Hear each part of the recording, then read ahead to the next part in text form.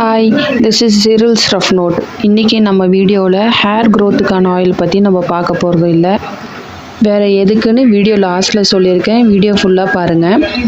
First நம்ம செம்பருத்தி எடுத்திருக்கோம். ரெட் கலர் செம்பருத்தி 5 பெட்டல்ஸ் உள்ளது தான். எங்கள் ஏரியா சைடு வந்து இந்த ஃப்ரெஷ்ஷான செம்பருத்தி கிடைக்காது. அதனால் கொஞ்சம் வாடி இருந்தாலும் பரவாயில்லன்னு நான் எடுத்திருக்கேன். நமக்கு செம்பருத்தியோட பெட்டல்ஸ் மட்டும் இருந்தால் போதும். அதனால லீவ்ஸ் தனியாக, உள்ளுக்குள்ளே இருக்க ஸ்டேமன்ஸ் தனியாக நான் பிரித்து தனித்தனியாக எடுத்திருக்கேன். இப்போது ஒரு வடைச்சட்டி, இரும்பு வடைச்சட்டியில் நம்ம சுத்தமான தேங்காய் எண்ணெய் கொஞ்சம் ஊற்றிக்கலாம். இப்போது தேங்காய் எண்ணெய் லைட்டாக மிதமான சூடுக்கு ஹீட் ஆனால் போதும். ரொம்ப ஹீட் ஆகணுங்கிற அவசியம் இல்லை. எண்ணெய் ரொம்ப சூடானால் அந்த பெட்டல்ஸ் வந்து பொரிஞ்சு வந்துடும். நமக்கு அந்த பெட்டல்ஸ் வந்து பொரியக்கூடாது. அதனால் எண்ணெய் இந்த அளவுக்கு சூடாக இருந்தால் போதும். ஒரு கைப்பிடி அளவு செம்பருத்தியோட இதழ்கள் மட்டும் நான் எடுத்து தேங்காய் எண்ணெயில் சேர்த்துக்கலாம்.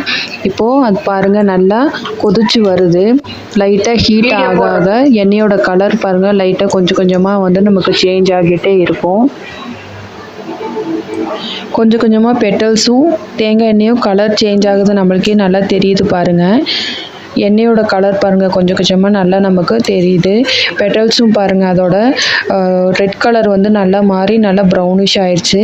தேங்காய் எண்ணெய் பாருங்கள், நம்ம காய்ச்சறதுக்கு முன்னாடி என்ன கலரில் இருந்துச்சு, இப்போ காய்ச்சினதுக்கப்புறம் பாருங்கள் என்ன கலரில் இருக்குதுன்னு நல்லா டிஃபர் தெரியும் நமக்கு. இப்போ அடுப்பை ஆஃப் பண்ணிடலாம். ஆஃப் பண்ணிவிட்டு சுத்தமான பவுல், கொஞ்சம் கூட ஈரம் இல்லாமல் நம்ம எடுத்துக்கலாம். தேங்காய் எண்ணெய் நல்லா ஆறுனதுக்கப்புறம் சுத்தமான வெள்ளை துணியில் நம்ம வடிகட்டி எடுத்துக்கலாம். இப்போ பாருங்கள், எண்ணெய் நல்ல கலரு சேஞ்ச் ஆகி ஒரு கோல்டன் கலரில், ஒரு தேன் கலரில் இருக்குது பாருங்கள். இது நம்ம அப்படியே அந்த டஸ்ட்டோட தலைக்கு தேய்ச்சோன்னா நமக்கு ஒரு அரிப்புத்தன்மை ஏற்படும். அதனால சுத்தமான ஒரு வெள்ளை துணியில் வடிகட்டி நம்ம எடுக்கும் போது நம்ம அரிப்புத்தன்மை இருக்காது. இப்போது இது கூட இன்னொரு பொருள் நான் ஆட் பண்ண போகிறேன். தேங்காய் எண்ணெய், செம்பருத்தி பூ பெட்டல்ஸ், அப்புறம் இன்னொரு பொருள் ஆட் பண்ணுறேன்னு சொன்னேன் பார்த்தீங்களா, இது 3 மட்டும் சேர்ந்து நம்ம டெய்லி ஹேருக்கு அப்ளை பண்ண எனக்கு ஹேர் க்ரோ ஆகுதா என்னன்னு நான் நோட் பண்ணது இல்லை. எனக்கு வேறு என்ன டிஃப்ரெண்ட் தெரிஞ்சுது அப்படின்னு பார்த்தீங்கன்னா, என் ஹேர் நல்லா வந்து ஷைனிங்காக இருக்குது. என் தலையில் வந்து இப்போது சிக்கு அதிகமாக இல்லை. சிக்கு அதிகமாக இருந்தால் தான் நமக்கு நிறையா முடி கொட்டும். அதனால் இப்போ எனக்கு சிக்கு நல்லா குறைஞ்சிருச்சு. இப்போ பாருங்கள், எண்ணெய் கொஞ்சமாக நம்ம வடிகட்டி எடுத்திருக்கோம்.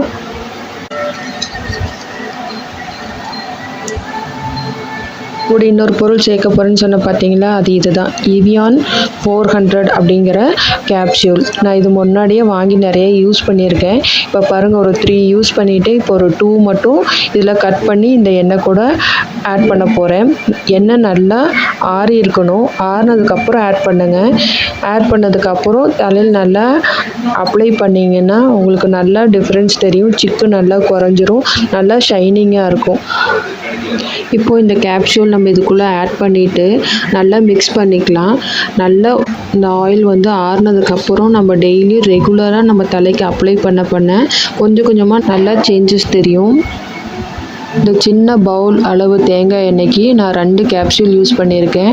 இது நல்லா மிக்ஸ் பண்ணதுக்கப்புறம் டெய்லி ரெகுலராக நீங்கள் யூஸ் பண்ணி பாருங்கள். ரிசல்ட் உங்களுக்கே நல்ல டிஃப்ரென்ஸ் தெரியும். பிடிச்சிருந்ததுன்னா நம்ம ஜிரில்ஸ் ரஃப் நோட்டுக்கு ஒரு லைக் பண்ணுங்கள், சப்ஸ்கிரைப் பண்ணுங்கள். தேங்க்யூ.